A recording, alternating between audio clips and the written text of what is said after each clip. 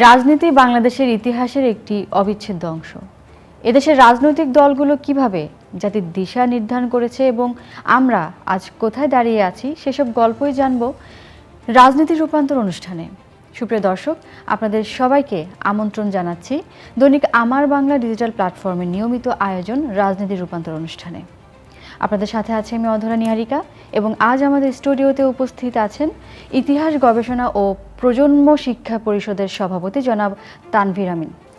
আপনাকে স্বাগত জানাচ্ছি আমাদের অনুষ্ঠানে। ধন্যবাদ আপনাকে।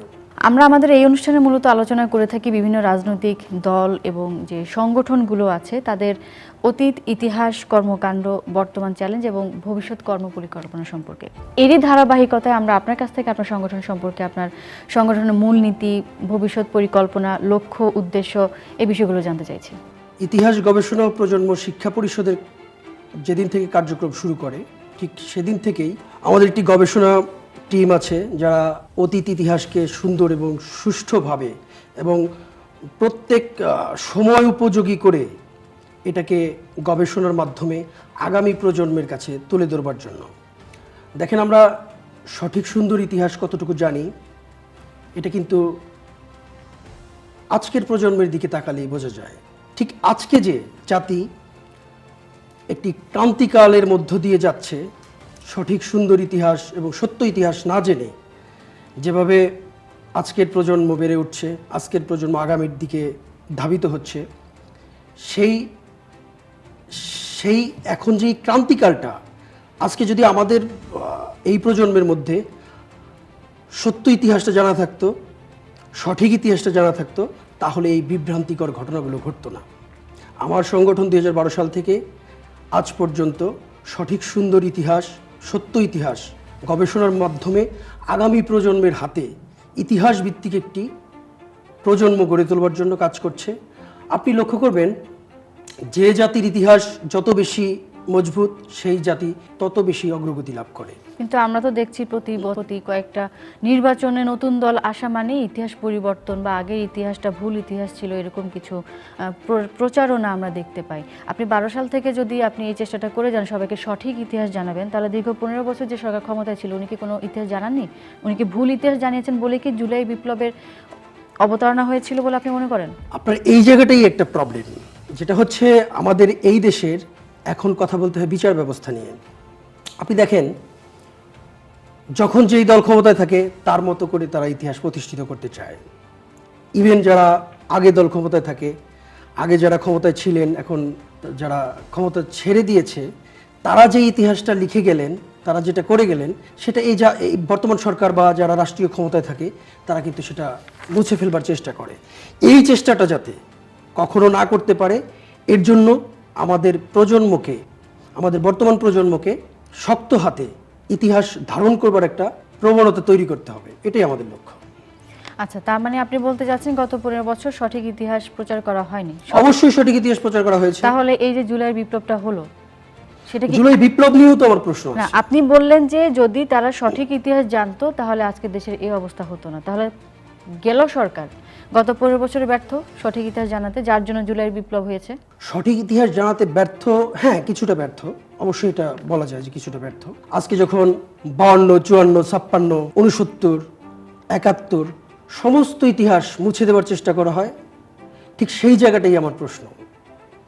আজকে একজন সমন্বয়ককে বলতে শুনলাম যে 52, 54, 56, 71, 69, 71 সমস্ত ইতিহাসের যত আন্দোলন আছে সকল আন্দোলনকে ম্লান করে দিয়েছে আমার 24-এর আন্দোলন।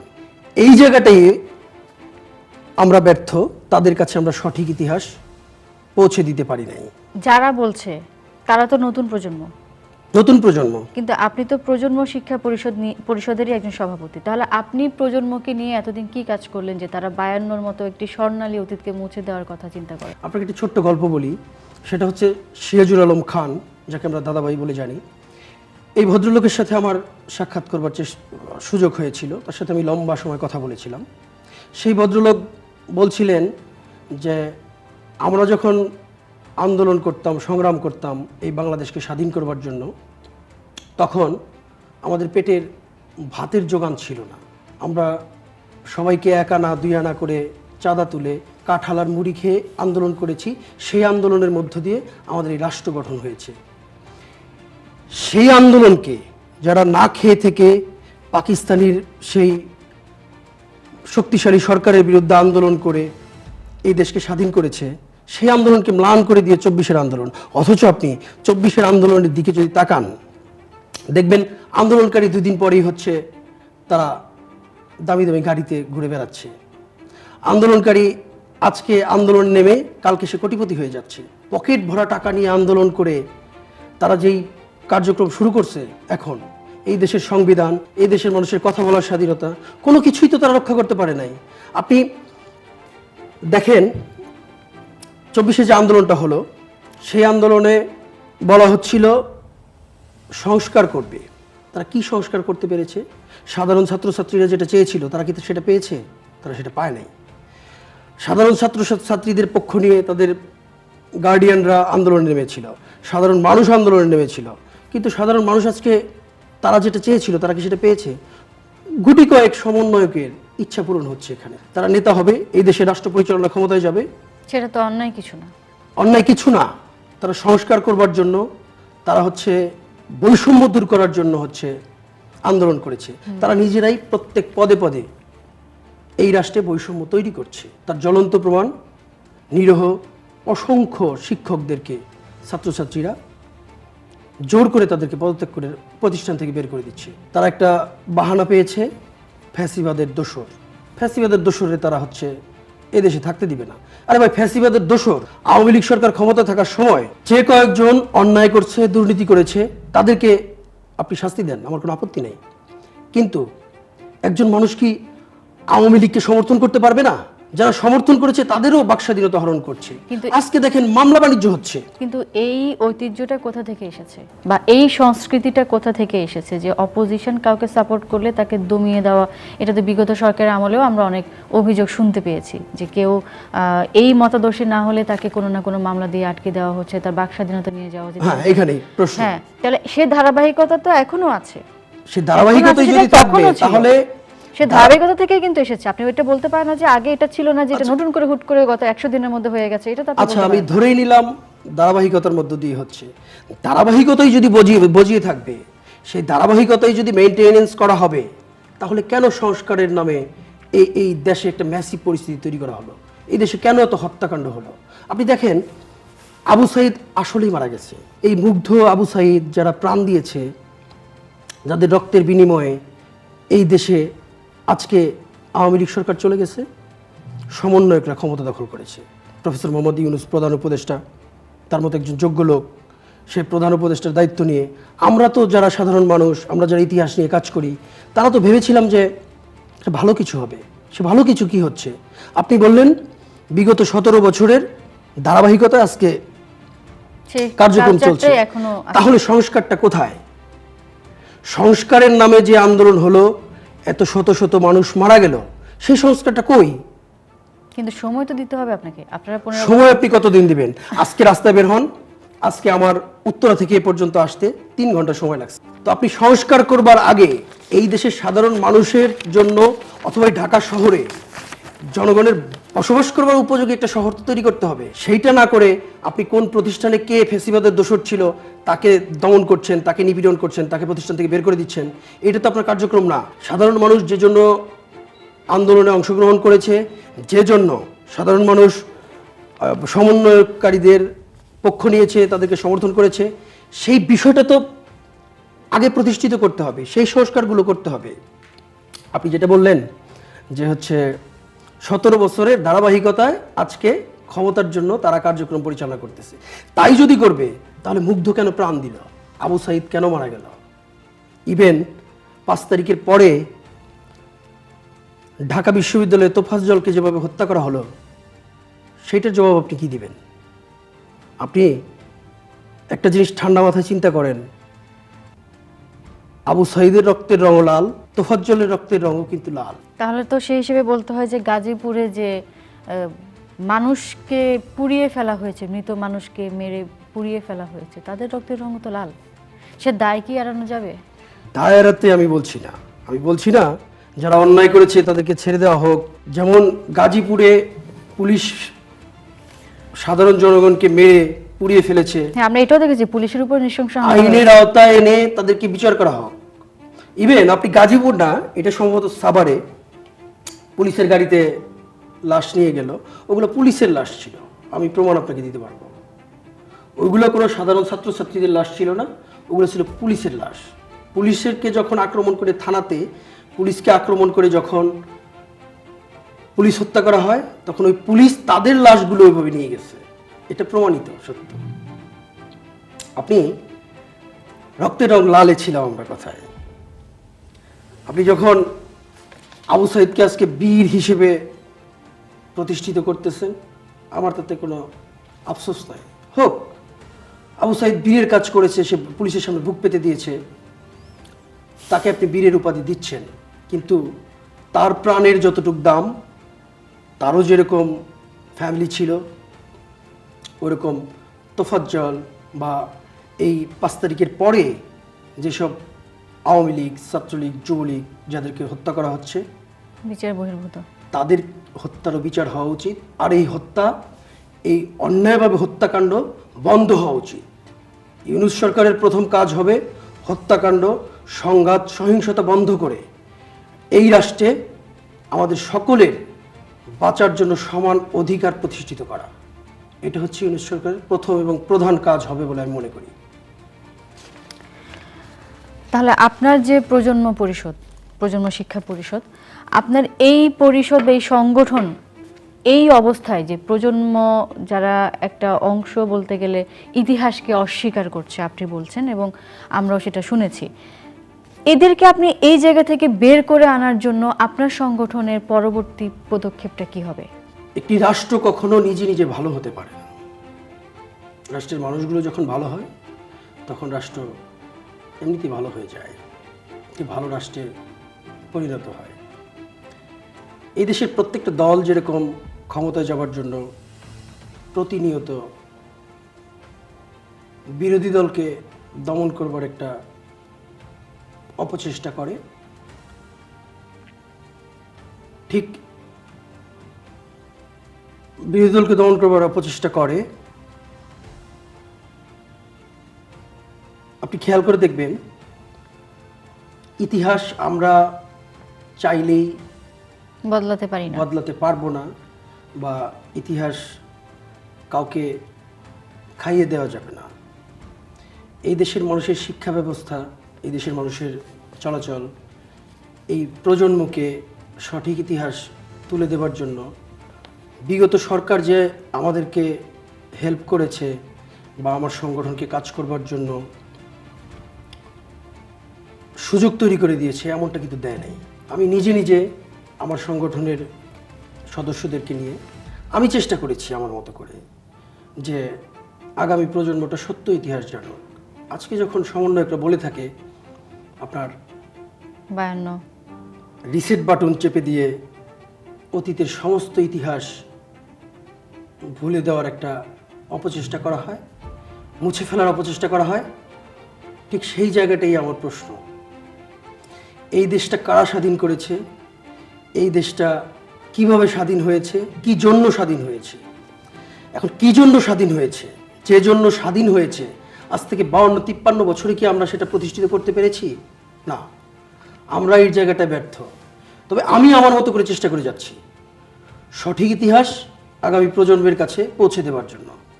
আমি এই চেষ্টা করে যাব। আপনার খেয়াল করতে হবে, 1971-কে মুছে ফেলবেন, বঙ্গবন্ধুর 23 বছরের করুণ ইতিহাস আপনি মুছে ফেলবেন। বঙ্গবন্ধু কত বছর জেল খেটেছে। বঙ্গবন্ধুকে ছোট করবার একটা প্রবণতা এই প্রজন্মের সকলের না, গুটি কয়েকজন মানুষ চেষ্টা করছে যে বঙ্গবন্ধুকে ছোট করে কথা বললে হয়তো আমরা জনগণের সাপোর্ট পাবো। বঙ্গবন্ধুকে ছোট করতে গিয়ে তারা নিজেরা ছোট হচ্ছে। আপনি দেখেন 5 তারিখের পর বঙ্গবন্ধুর 32 নম্বরের বাড়িটা পুড়িয়ে দেওয়া হলো। 32 নম্বরের বাড়ি যখন জ্বলছিল, তখন এই দেশের সাধারণ মানুষের অন্তরটা হাহাকার করছিল, অন্তরটা জ্বলছিল। আপনি 32 নম্বরের যে স্মৃতি, এই 32 নম্বরে বসে এই 1,47,570 বর্গ কিলোমিটার একটি দেশের স্বপ্ন দেখা হয়েছে।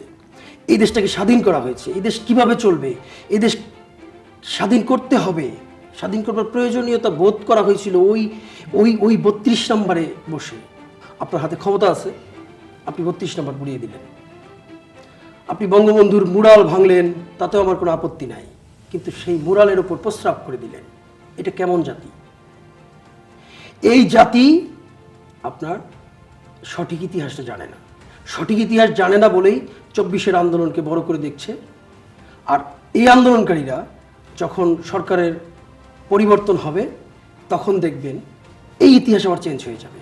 আওয়ামী লীগ ক্ষমতায় এসে বিএনপিকে দমন করবার একটা চেষ্টা করে, বিএনপি ক্ষমতায় এসে আওয়ামী লীগকে দমন করবার একটি চেষ্টা করে, ইতিহাস নিজেদের মতো করে লিখবার চেষ্টা করে, আগামী প্রজন্ম বিভ্রান্তির মধ্যে পড়ে যায়, যেটা পরিকল্পিত। ফ্যাসিস্ট সরকার অধপতন। ফ্যাসিস্ট আপনি বলবেন কেন? আপনি যদি আওয়ামী লীগকে ফ্যাসিস্ট বলেন, কি কি কারণে আওয়ামী লীগ ফ্যাসিস্ট, তারা ফ্যাসিজম কেন করেছে, তার দুই একটা কথা আমাকে বলেন। তারা তো বাক স্বাধীনতা নিয়ে গেছে বলা হচ্ছে। কোথায় বাক স্বাধীনতা নিয়ে গিয়েছিল? বাক স্বাধীনতা আমি মনে করছি এখন বাংলাদেশে বাক স্বাধীনতা নাই। ধারাবাহিকতা, সেটা আমি আগেই বলেছি। 17 বছরে আপনাদের এই টেলিভিশন চ্যানেলগুলোর টকশোগুলো লক্ষ্য করেন, যদি আওয়ামী লীগের একজন, আওয়ামী পক্ষের একজন গেস্ট থাকতো, তার বিপরীতে বিএনপির একজন গেস্ট থাকতো না? বিএনপির রুমিন ফারহানা থেকে শুরু করে বিএনপির প্রত্যেকটা নেতা, আওয়ামী লীগ সরকার, শেখ হাসিনা, তাদের সকলকে নিয়ে সমালোচনা করেছেন, সংসদে সমালোচনা করেছেন, টকশোতে সমালোচনা করেছেন, সভা সেমিনারে প্রতিনিয়ত সমালোচনা করেছেন। যেই দেশে সমালোচনা করা যায়, যেই দেশে সমালোচনা করা যায়, প্রাণ খুলে মন খুলে সমালোচনা করেছেন। সেটা রুমিন ফারহানা কিছুদিন আগে বলছেন যে আমি মন খুলে 17 বছর হাসিনা সরকারের সমালোচনা করেছি। মন খুলে যদি সমালোচনাই করতে পারে, তাহলে বাক স্বাধীনতা তখন ছিল।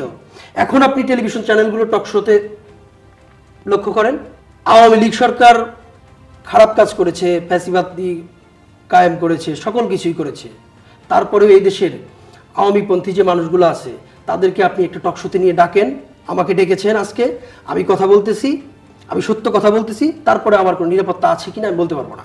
আগামীকাল আমি রাস্তায় বের হতে পারবো কি পারবো না, এটা কিন্তু শিওর না।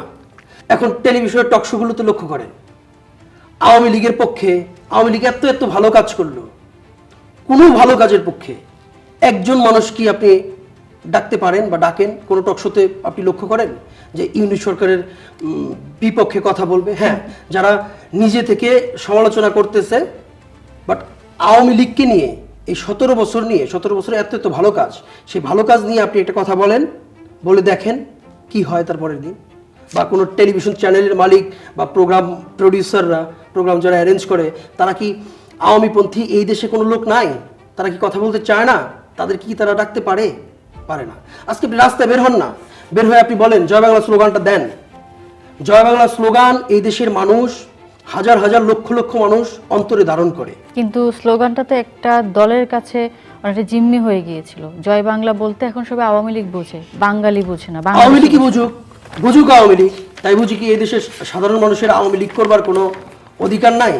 আপনি খেয়াল করেন, আওয়ামী লীগের এই জুলাই আন্দোলনে যেই সকল নেতৃত্ব দিয়েছে বা যারা হত্যাকাণ্ডের সাথে সরাসরি জড়িত বলে অনেকে দাবি করে, আমি জানি না আসলে জড়িত কিনা, তাদের বিচার হোক, আমি চাই। কিন্তু এর বাইরেও লক্ষ লক্ষ নেতাকর্মী আছে যারা আওয়ামী লীগ সরকার এই দেশের রাষ্ট্রীয় ক্ষমতায় থাকাকালীন সময়ে কখনো কোনো দিন একটি পয়সা লাভবান হয় নাই, কোনো অ্যাঙ্গেলেই কোনোভাবেই লাভবান হয় নাই। কিন্তু তারা বঙ্গবন্ধুর আদর্শ, 1971-এর মুক্তিযুদ্ধ, আপনার আওয়ামী লীগের যত আদর্শ আছে সব কিছু তারা বুকে ধারণ করে, তারা লালন করে। তারা চায় এদেশে আওয়ামী লীগ করতে, তাদের আওয়ামী লীগ করা থেকে আপনি সরিয়ে দিবেন। আওয়ামী লীগের কোনো প্রোগ্রাম থাকলে আপনি বন্ধ করবেন। ফ্যাসিবাদ নিয়ে কথা বললেন, একটি আদর্শ, একটি নীতিকে প্রতিষ্ঠিত করতে চায়, অন্য আদর্শের লোকদেরকে দমন করতে চায়, তাদেরকে ফ্যাসিবাদ বলে। এখন সমন্বয়করা ফ্যাসিবাদ বিরোধী আন্দোলনে এসে যখন 5 তারিখে আওয়ামী লীগ একটা প্রোগ্রাম দিল, সেই প্রোগ্রাম হচ্ছে সমন্বয়করা বন্ধ করে দিলেন। এটা তো ফ্যাসিবাদের বড় নমুনা। আচ্ছা, এই অবস্থায় আপনার কাছে আমি জানতে চাই এই পরিস্থিতি বা এই সংকট উত্তরণের জন্য এবং আপনি কেমন বাংলাদেশ ভবিষ্যতে দেখতে চান এই সংকট উত্তরণ করার মধ্য দিয়ে আপনার সংগঠন কি কি দায়িত্ব পালন করতে পারে বা আপনাদের ভবিষ্যৎ পরিকল্পনা কি এবং আপনি কেমন বাংলাদেশ দেখতে চান এই সম্পর্কে আপনি কিছু বলবেন সংক্ষেপে। আমি চাই এই দেশের মানুষ, আগামী প্রজন্ম সঠিক ইতিহাসের মধ্য দিয়ে বেড়ে উঠুক। ইতিহাস কখনো চেঞ্জ হয় না, ইতিহাস একটা থাকে। সেই সত্য ইতিহাস যেটা, সেটাকেই ধারণ করতে হয় প্রজন্মকে। সংঘাত, সহিংসতা, লুটতরাজ, হানাহানি, মারামারি, সাধারণ মানুষের এই দেশে বেঁচে থাকবার জন্য পূর্ণ স্বাধীনতা, বাক স্বাধীনতা, পূর্ণ অধিকার, বাক স্বাধীনতা, যে দেশের মানুষের চোখে কোনো ভয় থাকবে না, মনের ভিতর যেটা আছে, আমি যেই আদর্শ লালন করি সেই আদর্শটাকে আমি সারা জীবন বয়ে যেতে পারবো, এমন একটা মুগ্ধ বাংলাদেশ আমি চাই। ধন্যবাদ আপনাকে, অসংখ্য ধন্যবাদ আমাদের স্টুডিওতে আসার জন্য।